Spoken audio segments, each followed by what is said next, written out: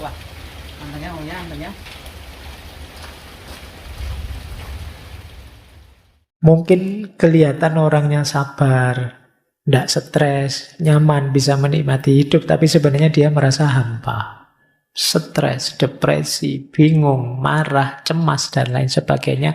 Coba kalian hilangkan dengan cara apa? Sibuklah berkontribusi untuk orang lain. Kecemasanmu, rasa depresimu mungkin banyak terkikis. Karena secara sekaligus ketika kamu berbuat baik pada orang lain, sebenarnya kalian sedang menegaskan dirimu bahwa ternyata aku ini penting juga ya. Ternyata aku ini ada gunanya juga ya. Ternyata aku ini meaningful juga dalam hidup ini. Itu menggembirakan. Jadi kalau kita berbuat baik pada orang lain, itu sebenarnya kita sedang berbuat baik pada diri kita sendiri. Kan itu ada hadisnya yang begitu. Dan ini memang makna langsungnya begitu. Begitu kita mampu berbagi kebaikan pada orang lain, muncul kalau bahasa psikologi namanya self-esteem. Kebanggaan diri. Alhamdulillah meskipun kecil, aku bisa bantu orang lain. Meskipun sepele, hidupku ternyata bermakna juga. Nah itu yang disebut al-insigol bima yufrihun nas. Sekarang kita belajar untuk menenangkan jiwa dengan cara memahami mental kita. Tidak ada apa-apa kok rasanya stres terus ya. Cemas terus. Pikiran ini rasanya nggak ada tenang-tenangnya. Padahal juga tidak ada apa-apa, entah karena apa. Padahal sudah belajar stoik berbulan-bulan. Kamu kan andalanmu stoikisme hari ini. Teori stoik saya hafal, Pak. Tapi ya menjalankannya tetap gelisah terus saya. Ngaji filsafat di bolan-baleni diulang-ulang, ya hasilnya cuma ngantuk. Kalau tubuh yang sakit mungkin ya ke dokter. Karena kita bukan dokter jadi tidak tahu. Tapi mental sehat, itu mungkin kita bisa mengidentifikasi. Kalau di Ibnu Sina, secara umum orang mentalnya sehat itu cirinya 4. Jadi ini berhubungan dengan diri kita. Jadi emosi stabil. Emosi stabil itu bukan berarti tidak pernah marah atau tidak pernah sedih. Tidak. Ya bisa marah, bisa sedih, tapi bisa kita kendalikan. Jadi bisa kecewa, bisa stres juga, tapi tidak berlebihan. Bisa kita kendalikan. Ini namanya emosinya stabil. Tidak meledak-ledak, juga tidak apatis, tidak bisa dipengaruhi, tapi ya bisa. Cuma ya stabil saja. Kita masih bisa mengendalikannya. Ya wajarnya manusia bisa marah, wajarnya manusia bisa kecewa, wajarnya manusia bisa stres, tapi bisa dikendalikan. Ini berarti kita masih sehat. Jadi tidak usah galau. Pak, saya kok marah terus ya Pak? Ya asal kalian masih bisa mengendalikannya, masih tergolong sehat. Tapi kalau kalian marah terus tidak bisa mengendalikan, lupa diri, tidak bisa ngontrol diri, sehingga efeknya marah jauh lebih besar daripada sebabnya, ada yang tidak beres. Mulai harus introspeksi. Kemudian pikiran kita jernih. Pikiran jernih itu berfungsi normal. Jadi bukan berarti harus pinter selevel para filosof, tidak begitu. Pikiran jernih itu bisa kita pakai untuk hidup sehari-hari, untuk hidup normal. Kadang-kadang ada orang yang pikirannya tidak fokus, terganggu, dipakai mikir tidak bisa, buntu, dan lain sebagainya. Jadi hidupnya mungkin mengandalkan insting saja, dia kalau diajak mikir tidak nyampe, bingung. Nah, ini pikirannya tidak jernih. Atau terganggu oleh mindset macam-macam, wawasan dari medsos apa dan lain sebagainya, sehingga tidak jernih. Maka kalau pikiranmu bermasalah, ayo disembuhkan. Jangan dibiarkan saja, karena kuncimu ada di situ. Yang ketiga, harmoni antara jasmani dan rohani.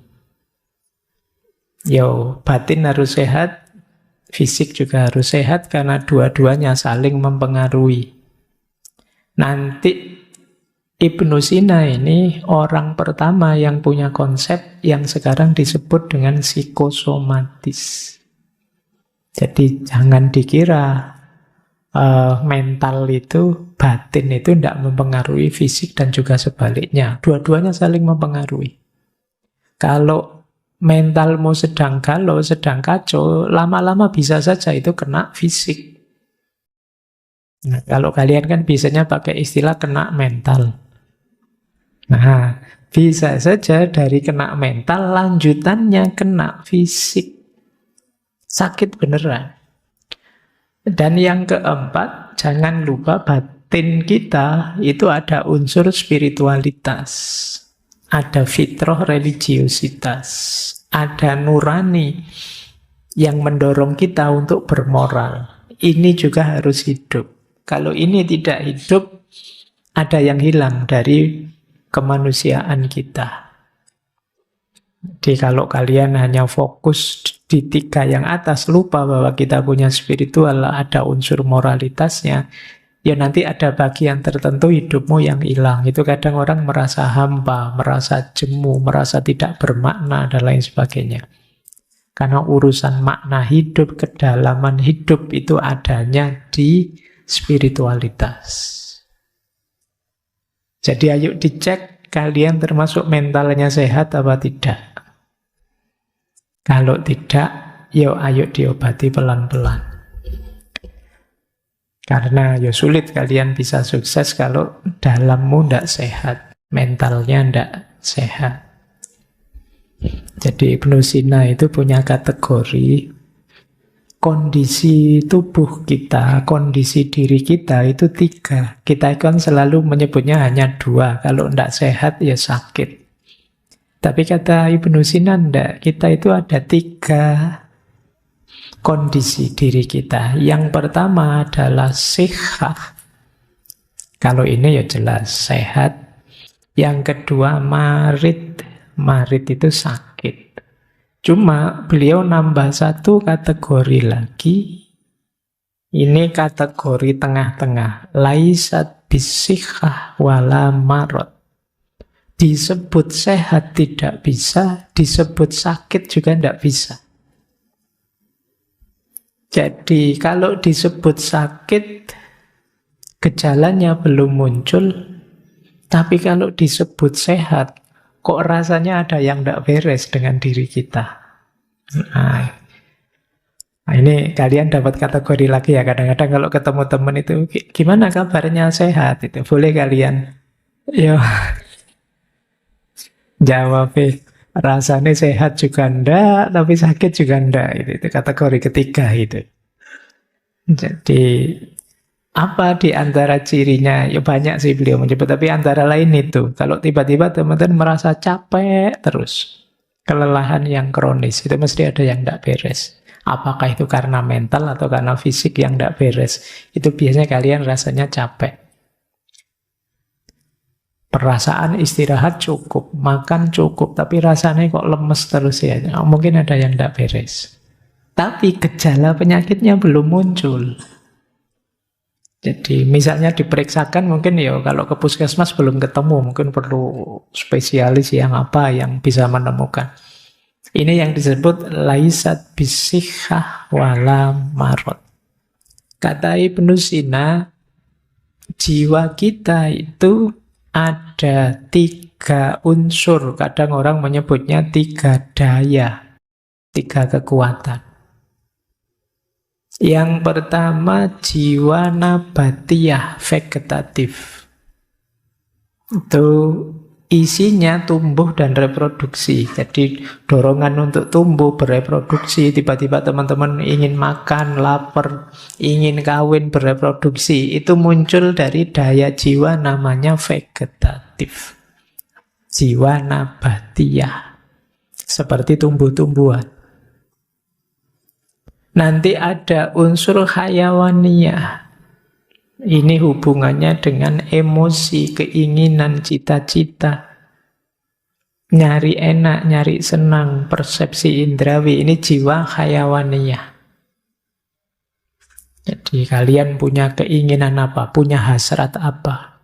punya emosi apa. Nah, itu hayawaniyah, jiwa sensitif. Yang ketiga ada insaniyah, jiwa rasional. Berpikir, memahami, termasuk unsur moralitas, spiritualitas, itu bagian dari daya jiwa insaniyah. Jadi lapisan diri kita, jadi di balik yang jasad ini, di dalamnya ada aspek vegetatif, sensitif, rasional, nabatiyah, hayawaniyah, dan insaniyah. Yang disebut kesehatan mental, kata Ibnu Sina itu kalau antara hayawaniyah dan insaniyah seimbang. Saling mendukung, saling selaras, emosi dan pikiran saling selaras. Cuma kata Ibnu Sina, keselarasan di dalam itu harus dikomandoi oleh insaniyah, oleh yang rasional. Jadi akalnya harus menang, rasionalnya harus menang, ilmunya harus menang. Jadi jangan dibiarkan hayawanannya dominan atau vegetatifnya dominan. Apa ada Pak orang yang hayawanannya, kehewanannya lebih dominan? Ya ada orang yang ambisi, emosional, segala cara ditempuh asal cita-citanya tercapai, itu hayawaniyahnya dominan. Tidak peduli aturan, tidak peduli norma, hayawaniyahnya dominan. Apa ada Pak orang yang vegetatifnya dominan? Ada. Kalau kalian tiap hari rebahan saja, makan, minum, terus bangun-bangun mikir, kapan ya aku kawin, kapan ya, nah itu berarti dominanmu vegetatif saja. Nah, kan sekarang banyak orang bilang, wah hari ini banyak generasi rebahan. Itu berarti orientasimu vegetatif saja. Kata Ibnu Sina, daya yang di dalam ini ayo dikendalikan dengan akal yang sehat. Jadi dialah yang tahu mana yang baik, mana yang buruk. Dialah yang bisa ngerem. Dialah yang mampu mengendalikan. Akalnya jangan kalah, ilmunya jangan kalah. Cuma syaratnya tadi, akalnya harus jernih, pikirannya harus jernih. Ya kalau pikiranmu sudah kacau, ya sulit. Pikiran bisa mengendalikan. Kemudian, ini yang tadi kita sebut psikosomatis ya. Jiwa mempengaruhi tubuh, dan juga tubuh mempengaruhi jiwa. Emosi, pikiran, kondisi mental mempengaruhi jasmani kita. Kalau kita stres, cemas, kemudian perutnya mules, kepalanya pusing, tekanan darahnya naik. Nah, itu pengaruh jiwa terhadap tubuh. Makanya ada peribahasa, di dalam tubuh yang sehat, ya terdapat jiwa yang sehat juga, mensana in corpore sano. Saya lupa itu dulu ada filosof yang punya teori itu. Sebaliknya juga begitu. Kalau kita tubuhnya tidak memadai, sedang capek, sedang lelah, sedang lapar, sedang lesu, ya tidak bisa berpikir. Jadi mekanisme yang di dalam tidak bisa. Baik, jadi ini sedikit uraian saja tentang hubungan antara jiwa dan tubuh. Kuncinya tetap ya, yang di dalam harus dikendalikan oleh pikiran kita. Pikiran kita yang kata Ibnu Sina begini, saya tadi ngutip quote menarik.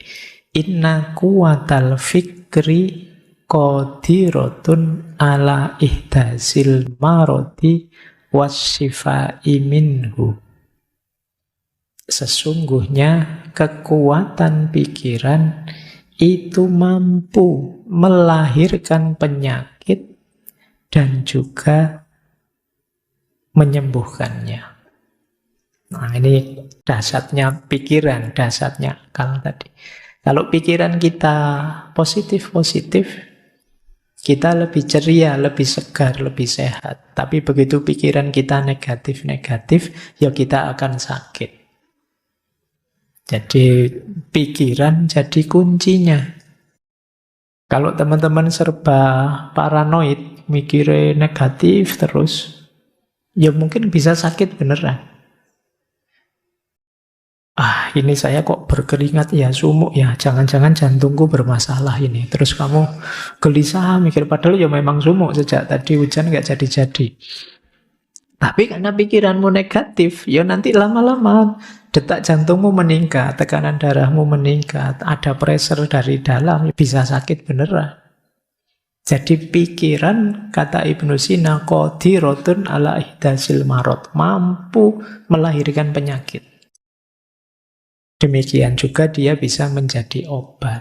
Kadang-kadang kamu pusing-pusing sedikit, enggak apa-apa, pusing kayak gini biasa kok, masih bisa jalan. Tapi kalau pusing sedikit, wah ini jangan-jangan gejala stroke ini. Mungkin saya, itu sudah kamu enggak berani gerak, sudah. Jadi sakit beneran. Betul. Baik, maka kendalikan pikiranmu karena banyak penyakit yang muncul dari pikiran. Jadi masalah mental itu apa? Ada 3, cemas, depresi, stres. Kalian mungkin banyak yang, karena saya kapan itu baca berita, tingkat orang yang mengalami gejala kecemasan itu di Indonesia pesat sekali jumlahnya, peningkatannya. Kalian juga kan sering mencurhatkan overthinkingmu dan lain sebagainya. Itu gangguan kecemasan sebenarnya. Solusinya menarik, kata Ibnu Sina. Kalau untuk masalah mental yang itu isinya cemas, depresi, stres, lakukan terapi mental juga. Terapi mental itu isinya 3. Logika, ilmu, dan filsafat. Ini menarik ya, terapinya malah isinya belajar semua. Wong lagi stres kok disuruh belajar, itu gimana? Maksudnya apa? Yang pertama, logika itu membantu kita berpikir jernih dan rasional. Misalnya kita cemas, kadang-kadang kecemasan kita itu tidak beralasan. Cuma ya mengganggu kita tiap hari. Nah kalau pikiran kita jernih, kita bisa menegaskan, ngapain aku kok cemas, wong itu belum terjadi, masih besok, masih bisa ya, bisa tidak, kok aku sepanik itu sekarang. Ini pikiran yang bisa ngontrol kita seperti itu, logika. Jadi logika membantu kita berpikir jernih. Nah teman-teman boleh mulai latihan logika, ya, latihan berpikir jernih dan rasional. Kemudian yang kedua, ilmu. Kenapa harus ilmu? Ilmu itu membantu kita memahami dunia. Seringkali yang membuat kita stres, depresi, cemas, itu kan situasi-situasi di sekeliling kita yang kita tidak paham. Kemarin waktu pandemi itu seluruh dunia belum terlalu paham tentang kerja dan mekanismenya virus COVID-19. Semuanya panik, banyak orang stres, banyak orang depresi. Tapi begitu diteliti kemudian tahu, ternyata virusnya ini, cirinya begini, kelemahannya ini. Ini kan ilmu. Begitu ngerti ilmunya kita tenang sudah. Banyak kecemasan-kecemasan kita karena kita belum tahu. Jangankan yang besar-besar, belum tahu yang kecil-kecil saja kan juga. Mungkin yang belum pernah ngaji ke sini misalnya membayangkan nanti ngaji di sana kayak gimana ya? Ada absennya enggak ya? Boleh enggak ya saya? Ini kan pikiranmu kan macam-macam. Tapi begitu ke sini sekarang kamu ngerti ilmunya. Nanti datang lagi kamu sudah ngatur strategi. Situasinya kayak gitu, saya datangnya belakangan saja, nanti duduknya di pojok sana, kamu bisa ngatur. Lebih tenang. Maka kuncinya orang stres yang kedua itu ilmu. Ya tadi kalian misalnya belum ngerti tentang teori-teori cari yang humor dan lain sebagainya tadi, sekarang ngerti. Oh saya ini kok marah-marah ini urusan darah ini yang panas ini. Berarti jangan makan ini dulu, jangan ini dulu biar nggak tambah ngamuan. Ini sekarang kita ngerti ilmunya. Yang ketiga filsafat. Apa manfaatnya filsafat? Filsafat itu memberi kita kerangka makna hidup. Menunjukkan kita tujuan ideal hidup. Dan ini menenangkan. Banyak orang yang hidupnya tidak punya tujuan, tidak punya idealisme, dan lain sebagainya. Sehingga ngambang, sehingga mudah stres. Orang itu kalau punya tujuan hidup, punya visi, punya makna hidup, mungkin mengalami kegagalan-kegagalan kecil bagi dia biasa. Yang penting tetap lanjut menuju cita-cita besarnya. Dan cita-cita besar ideal itu ya kita menempuhnya lewat jalur filsafat. Saya sering bilang filsafat itu salah satu jalan untuk kita menseriusi hidup. Jadi selama ini mungkin kita autopilot saja. Bahkan kalian mungkin kuliah sudah semester akhir juga masih belum punya cita-cita, belum punya tujuan. Kalau ditanya hidupmu mau kamu bawa kemana? Kamu ingin hidup yang seperti apa? Belum tahu Pak, belum mikir ke sana. Bahkan jurusan ini saya kira saya juga salah ngambilnya. Kamu bisa begitu. Kamu bisa sampai dewasa tidak punya orientasi, tidak punya tujuan. Nah, filsafat membantu kita menemukan itu.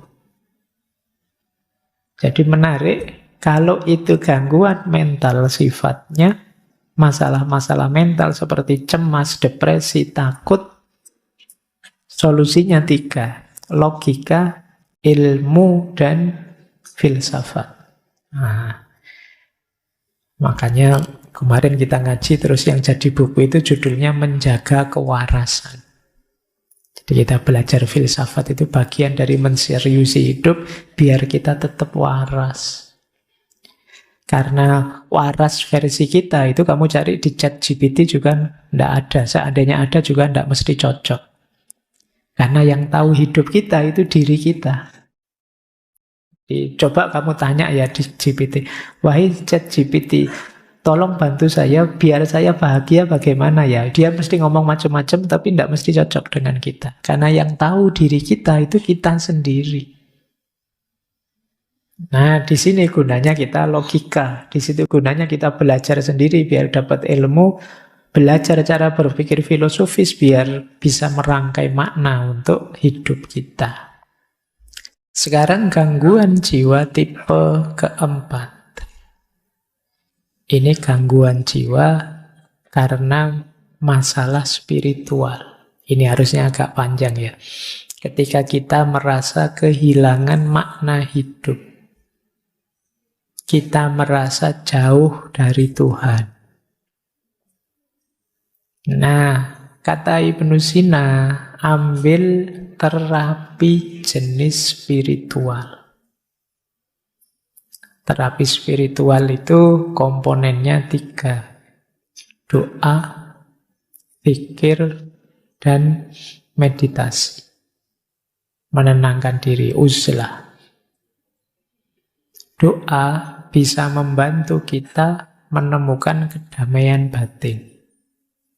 Zikir bisa membantu kita fokus pada hal-hal yang positif.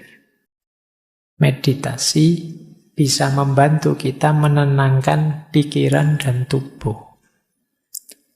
Jadi jangan lupa Ibnu Sina itu pikirannya lengkap. Nanti kitab-kitabnya belakangan juga tidak hanya filsafat, tapi corak tasawuf, corak mistiknya juga kuat. Beliau juga menulis misalnya falsafah masyrikiyah, filsafat timur. Beliau juga punya cerita-cerita seperti Hai bin Yaqdhan. Hai bin Yaqdhan itu yang lebih nulis cerita itu dulu ya Ibnu Sina, meskipun nanti nama tokohnya diambil oleh Ibnu Tufel untuk menulis cerita yang sama tapi dengan plot yang berbeda. Ada banyak cerita-cerita spiritual yang ditulis oleh Ibnu Sina karena beliau juga concern dengan masalah-masalah spiritual. Bahkan di falsafah masyrik itu ya beliau melihat bahwa manusia itu ada secara spiritual, ada tipe abid, ada tipe zahid, ada tipe arif. Abid itu orang yang menghidupkan spiritualitasnya lewat jalur ibadah. Rajin sholat, rajin puasa, sedekah, dan lain sebagainya. Ini tipe abid. Ada tipe zahid.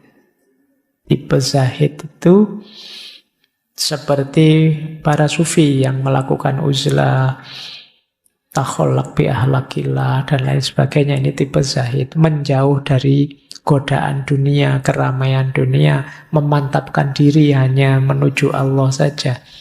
Ini namanya tipe zahid. Kemudian yang terakhir tipe arif. Tipe arif itu orang yang sudah mengalami pencerahan. Orang yang sudah kasyaf, sudah ma'rifat, sudah ngerti hakikat segala sesuatu. Ini tipe arif. Ada abid, ada zahid, ada arif. Kalau kalian tipe apa? Abid kah? Sholatnya masih bolong-bolong, Pak. Tidak berani bilang abid. Zahid, apalagi, Pak. Arif, sangsoyo. Tapi ini jalur-jalur untuk menghidupkan spiritualitas kita. Nanti orang yang menempuh jalur ini ingin menghidupkan spiritual, namanya adalah murid. Murid itu ya secara letterlek kan orang yang menginginkan. Tentu saja murid nanti dituntun oleh mursyid. Orang yang menuntun, menunjukkan. Jadi baik, masalah spiritual, orang menyebutnya hari ini ada istilah krisis spiritual. Krisis spiritual itu tidak sekedar lupa Tuhan, tapi orang merasa kosong, merasa hampa, hilang makna. Mungkin kalian sering bertanya pada dirimu, hidup kok seperti ini ya? Apa gunanya aku hidup? Apa pentingnya sih aku hadir di dunia ini? Ini krisis-krisis spiritual. Jadi, apa makna diriku? Apa makna kehadiranku? Siapa sih aku ini? Aku dulu tidak minta kok dihadirkan sekarang. Itu kalau kalian lelah dengan hidupmu sampai selevel itu, kalian sedang mengalami krisis spiritual. Kalian merasa tidak bernilai, tidak bermakna. Krisis spiritual itu biasanya diawali dari, tadi sudah sedikit saya sebut, kalian lupa tujuan. Kalian tidak tahu hidupmu itu mau kemana. Dan dulu asalnya dari mana. Ini kalau orang Jawa konsep ini disebut sangkan waraning dumadi. Kalian lupa aspek ini sehingga kalian kelelahan sendiri. Kalian lupa bahwa hidup ini dulu asalnya dari mana dan besok mau menuju kemana. Kalian anggap hidupmu itu ya seputar aktivitasmu sehari-hari itu saja. Yang mahasiswa menganggap hidup itu ya seputar kuliah, kos-kosan, pacaran, mungkin seputar itu saja.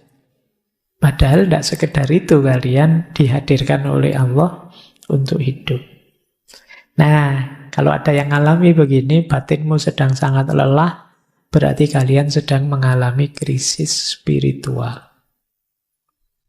Hal yang sama sering disebutkan berhubungan dengan peradaban barat yang terlalu positivistik. Kalau teman-teman baca tulisannya Sayyid Nasr itu, barat itu maju luar biasa. Tapi dia melupakan satu unsur yang sebenarnya esensial, fitri dalam diri manusia, yaitu aspek spiritual. Sehingga kemudian belakangan kan banyak orang barat yang kemudian geser ke ranah spiritualitas. Baik ya, kalian coba ya mulai introspeksi. Ya hidup kita ini lengkap sih, ada fisik jasadnya, tadi ada emosinya, ada mentalnya, ada jiwanya, dan ada unsur spiritualitasnya. Semuanya harus waras. Kalau ada yang tidak waras, ya hidupmu akan tidak seimbang, timpang. Jadi keywordnya konsep kesehatan mentalnya Ibnu Sina adalah keseimbangan. Makanya tadi cairan-cairan tadi tidak ada kok. Harus cairan ini saja tidak ada. Ya semuanya penting tapi jangan berlebihan. Jangan ada yang terlalu dominan. Nanti akan menyusahkan. Baik, nah solusi apa kalau kalian mengalami krisis spiritual? Ya terapi spiritual. Yang pertama doa. Doa itu tidak sekedar minta pada Tuhan, tapi juga kesadaran kita bahwa kita itu lemah. Ada banyak hal yang kita tidak mampu, maka kita perlu intervensi, perlu Tuhan membantu kita. Jadi, dan bukan masalah dikabulkan atau tidak dikabulkan kalau dalam konteks ini, tapi kesadaran kita bahwa Tuhan selalu ada, selalu hadir, dekat dengan kita, itu sudah membuat kita nyaman. Yang kesadaran ketuhanan, kesadaran ilahiyah inilah yang selama ini sering lepas dari keseharian kita. Sekali-sekali kalau teman-teman bisa ya, coba dicek dalam sehari kira-kira berapa menit atau berapa puluh menit, syukur-syukur ada ndak 1 jam, teman-teman melakukan aktivitas dengan sadar bahwa Allah sedang mengawasiku, Allah selalu dekat dengan aku. Pernah ndak begitu? Mungkin sedang kuliah sih dengan dosen, saya kuliah kayak gini, ya Allah mengawasi loh ya saya. Nah itu pernah, kesadaran ini kira-kira berapa persen muncul dalam hidup kita? Wong kadang-kadang sholat saja ndak ada kesadaran itu kan juga. Padahal sholat itu momen ketika kita berhadapan-hadapan dengan Allah, tapi kesadaran itu juga tidak muncul. Kayak kita ngobrol dengan orang, tapi kita tidak peduli yang kita ajak ngobrol siapa. Ya untungnya Allah itu sangat sayang dengan kita. Baik, oke ya, ini krisis spiritual. Selain doa juga ada zikir. Zikir itu ya makna letterleknya ingatan dan sebutan. Jadi pikiran kita senantiasa dalam kesadaran Tuhan dan mulut kita senantiasa menyebut namanya, terus itu disebut zikir. Meditasi ya aktivitas menenangkan diri. Kalau dalam Islam ada istilah iktikaf, berhenti sejenak, ada istilah muhasabah, ada istilah tafakur, itu setara dengan itu. Menghidupkan mindfulness dulu pernah kita bahas. Jadi ini krisis spiritual. Krisis spiritual ini gejalanya paling samar. Kalau krisis sebelumnya, teman-teman stres, teman-teman depresi, teman-teman marah, itu kan kelihatan. Tapi begitu krisis spiritual, tidak kelihatan. Hanya kita yang tahu, karena berhubungan dengan dimensi batin kita yang agak dalam. Batin yang lelah, ini masalah emosi. Nah, kalau masalah emosi, menurut Ibnu Sina, solusinya adalah terapi emosional. Nah, terapi emosi kalau tadi logika, ilmu, filsafat, kalau ini musik, puisi, dan seni. Nah, ini menarik ya. Jangan salah, Ibnu Sina juga ahli musik. Beliau bisa memainkan banyak alat musik, juga bisa menyanyi. Nah, baik. Musik, kata Ibnu Sina, bisa membantu kita untuk meredakan ketegangan, menemukan kedamaian, juga mengekspresikan emosi. Kalau kalian sedang sedih, marah, atau sedang sangat jengkel, itu kan kadang-kadang coba cari alat musik apa, terus kamu main sak kapoke lampiaskan kamu bisa. Nggak bisa Pak saya main Pak. Yus dimain ke sak senengmu aja kan sudah bisa untuk pelampiasan. Ada gitar nganggur, kamu genjreng sak kapoke, sak pedote, senare gitu ya wis puas aku misalnya. Nah ini yang disebut terapi emosional. Nyanyi, karaoke sak keras-kerasnya nyanyilah. Itu bisa meredakan ketegangan dalam batin. Jadi musik bahkan bisa mendamaikan, tenang gitu. Kadang kalian dengerin musik apa itu rasanya sudah lupa dengan masalah-masalah yang tadi menegangkan kita. Jadi musik penting untuk membantu kita tenang. Dia bisa jadi katarsis. Lanjut. Terus puisi dan seni. Puisi bisa membuat kita lebih luas. Dulu mungkin teman-teman masih ingat ya. Kalau tidak salah, tokohnya Hasrat Inayat Khan. Kata beliau, kalau kata-kata sudah tidak berdaya, maka puisi bisa membantu. Kalau puisi juga masih tidak ngangkat, musik bisa mewakili kita. Musik ya bukan lagunya, bukan syairnya. Kalau syairnya kan cenderung ke puisi, tapi musik itu kan tidak ada kata-katanya, dan kepala kita akan menerjemahkan sesuai kondisi kita masing-masing. Ya nanti kalau digabung dengan pandangan sufi yang lain, pada puncaknya sebenarnya katarsis paling hebat adalah kediaman kita. Keheningan. Itu bisa, tapi yang paling tidak kan coba kalau teman-teman sedang sangat marah, sedang sangat sedih, dan belum bisa mengatasi sendiri. Misalnya tadi pikiran yang kita minta untuk mengendalikan sudah tidak berdaya karena saking sedihnya kita. Seni dan musik, juga puisi bisa membantu. Setiap kita pasti bisa nulis puisi. Tidak ada puisi yang jelek. Jadi kalau ada orang bilang, ini puisinya jelek, loh justru yang jelek itu lebih puitis.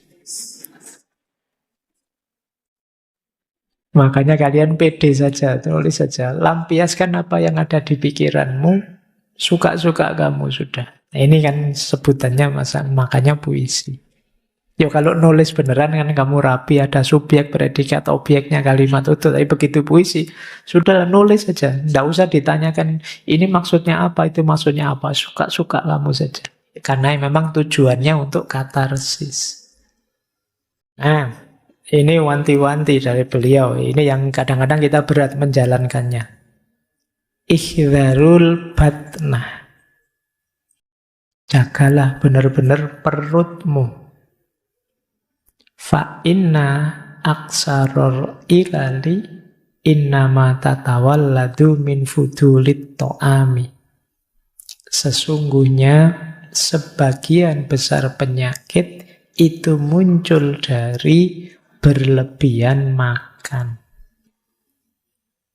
Ini nanti hubungannya dengan diet ya. Makanlah yang tepat sesuai kebutuhanmu. Tidak hanya yang bergizi, tapi termasuk tadi ya, yang sesuai kondisi mentalmu. Mungkin kamu perlu memperkuat unsur apa, melemahkan unsur apa. Karena kuncinya ada di makanan. Maka peringatannya Ibnu Sina, ihdharul batnah. Khawatirlah dengan perutmu. Jadi jaga. Karena perut kita itu sifatnya sangat toleran, terbuka. Apa saja kita masukkan, dia terima. Kalau mulut kan enggak. Mulut itu pahit kita muntahkan. Enggak enak kita lepeh. Tapi kalau perut kita isi apa saja dia oke. Makanya kita harus menjaganya dari luar. Karena di dalam dia welcome saja sih kita kasih apa. Sarapan gorengan oke. Nanti makan siang gorengan lagi oke. Malam-malam gorengan lagi oke. Seminggu 7 hari Indomie, terus oke, enggak apa-apa. Dia nerima saja. Padahal kunci kesehatanmu ada di situ. Ada yang bilang perut itu otak kedua, kepala kedua kita. Jadi sebagian besar penyakit jalurnya di situ. Maka perhatikan apa yang kita masukkan ke dalam perut kita. Baik, ini quote kedua. Kita lanjutkan ngaji lagi. Al-musta'iddu lisyai' takfihi ad'afu asbabihi.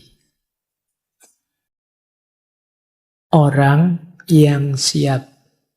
Boleh juga diterjemahkan orang yang sedia, orang yang mau terhadap sesuatu, itu takfihi cukup baginya ad'afu asbabihi. Sebab yang paling lemah, paling ringan, tidak masalah. Misalnya begini loh. Kalian misalnya tadi disuruh olahraga, disuruh mengatur makan yang tertib, disuruh apa saja macam-macam tadi yang disuruh ya. Itu kalau memang teman-teman mau, tidak perlu alasan banyak. Tidak perlu bikin argumen ini itu, jalan sudah. Tapi kalau dasarnya memang ogah-ogahan, tidak mau, diberi alasan berapapun tidak cukup. Dasarnya memang tidak mau. Disuruh olahraga misalnya, wah alasanmu banyak. Pak, yang rajin olahraga tiba-tiba meninggal juga banyak. Yang rajin olahraga tapi terus sakit-sakitan juga ada. Kamu akan cari 1001 alasan karena aslinya kamu tidak mau memang. Jadi ini mungkin untuk pelajaran kita ya, kalau kamu ngajak-ngajak temanmu apa, entah itu untuk kebaikan apa, acara apa, kok dia nyari 1001 alasan untuk tidak ikut dan tidak mau, jangan kamu paksa, itu memang dia tidak mau. Yuk, ikut yuk jadi panitia ini, ikut ngurusi ini yuk. Wah, saya besok ada jadwal kuliah. Enggak kok, tadi dosennya bilang besok kosong kok. Oh iya ya, saya lupa, besok saya mau ada acara apa gitu. Itu sebenarnya ya kamu pahamlah dia enggak mau. Kalau dia mau, al-musta'id lisyai'. Kalau dia memang siap dan mau, enggak perlu alasan berat, enggak perlu alasan banyak-banyak. Ad'afu asbabihi cukup. Alasan paling sederhana, mungkin juga sepele pun cukup. Ini sebenarnya sindiran ya. Mungkin sebagian besar yang saya sampaikan tadi kalian setuju, tapi kenapa kok tidak jalan? Karena kalian tidak mau dan tidak menyiapkan diri. Makanya terus mencari dalih saja, mencari alasan saja. Oke, itu sindiran ya buat kita. Lanjut. Nah, ini agak filosofis. Ufaddilul hayat al-qasirah wal wasi'ah alal hayatid doyikoh wat tawilah. Kata Ibnu Sina, aku lebih memilih hidup yang pendek tapi luas daripada hidup yang sempit meskipun panjang. Bisa dipahami ya? Jadi mungkin sederhananya, aku tidak minta umur yang terlalu panjang. Pendek juga tidak apa-apa, tapi luas. Luas ini maknanya bisa macam-macam. Makna pertama luas itu, kamu ngalami macam-macam, mengeksplorasi apa saja sesuai yang kamu inginkan. Jadi umur saya sih tidak panjang, tapi saya ngerti mana-mana dan ngerti apa-apa, ngerti macam-macam.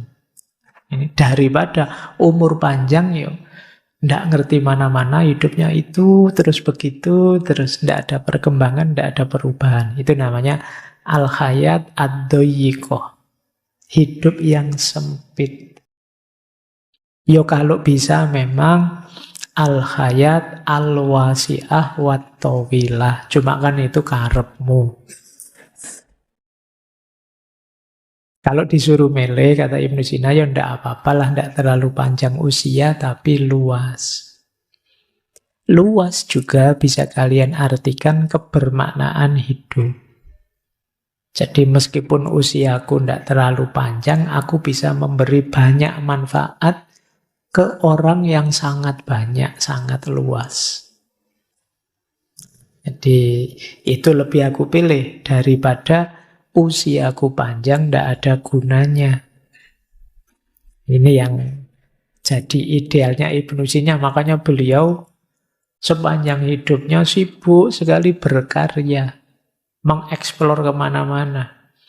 Biar apa? Dia bisa luas, memberi tambah banyak, mengeksplor lebih banyak. Jadi di usia yang tidak terlalu panjang, beliau bisa kemudian menulis 450. Anggap saja usia beliau berapalah. Misalnya 50-an tahun. Kalau 450, itu ya lumayan. Setahun itu bisa berapa? 8 lebih buku. Itu pun kalau sejak umur setahun sudah nulis buku ya. Tidak mungkin juga ya, mesti nulisnya umur 20-an tahun. Intinya kita tidak ada apa-apanya, wis gitu aja ya. Dan yang beliau sampaikan ini ya memang, nek basa Jawa ini sumbut. Memang beliau orang besar dengan karya-karya besar, manfaatnya sampai hari ini kita rasakan. Terakhir, ini tiba-tiba saya tertarik membawa ini. Mungkin tidak relate dengan tema sebelumnya, tapi mungkin menarik untuk bahan renungan teman-teman ya.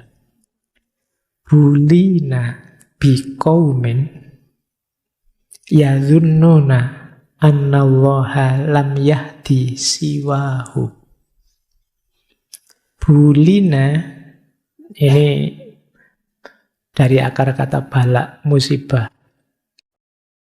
Bully. Mungkin istilah bullying itu dari bahasa Arab mungkin ya. Bulina itu kita diberi musibah dengan orang-orang yang menganggap bahwa Allah tidak memberi hidayah kecuali pada kelompok mereka. Jadi, maksudnya apa? Ini zamannya Ibnu Sina ya. Beliau menganggap banyak orang yang merasa dirinya dan kelompoknya lah yang paling benar. Kemudian kelompok yang merasa paling benar ini melakukan kezoliman pada kelompok yang mereka anggap salah. Itulah maka beliau pakai kalimat bulina. Kita diberi musibah dengan orang-orang seperti ini. Orang-orang ini kalau salah diingatkan ngeyel. Karena dia merasa yang paling benar. Pokoknya yang benar pasti aku, yang salah pasti mereka. Mental semacam ini memang berat dalam konteks hidup bersama. Makanya beliau menganggapnya ini semacam musibah. Kita diberi musibah dengan adanya kaum yang anggap bahwa Allah itu hanya memberi hidayah mereka saja. Padahal Allah itu yang Rahman Rahim pasti akan memberi petunjuk, memberi hidayah siapa saja. Tapi mereka menganggap yang diberi hidayah oleh Allah itu hanya mereka saja. Nah, cuma ini zamannya Ibnu Sina ya. Zaman sekarang mungkin tidak ada. Tidak ada bedanya. Baik. Ya ini tiba-tiba saya lihat quote ini kok menarik, saya bawa. Untuk bahan renungannya teman-teman. Tidak untuk nembak orang lain ya. Untuk introspeksi kita. Jangan-jangan kita orang itu. Jangan-jangan musibah itu kita. Betapa ruginya kalau kita hidup sekali ternyata jadi musibah bagi orang lain. Dengan karakter ngeyel kita, merasa benar sendiri kita.